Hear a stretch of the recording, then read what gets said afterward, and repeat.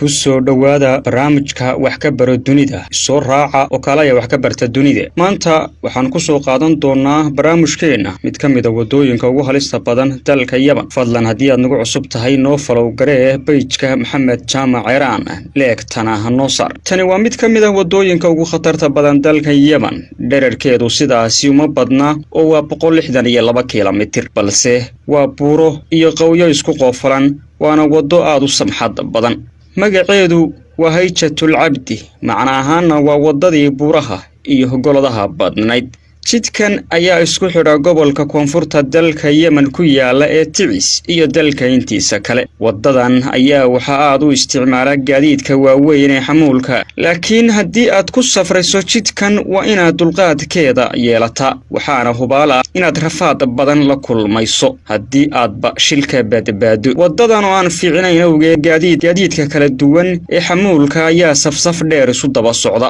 wadadan ayaa waxay qarka u saaran tahay inay burburto kadib roobab xoogan oo sanado badan ka daayay buuraha ay wadadu dawladihii kala dambeeyay ee soo maray dalkaasi Yemen ayaan marna wax dayactira ku sameeyeen wadadan sanadkii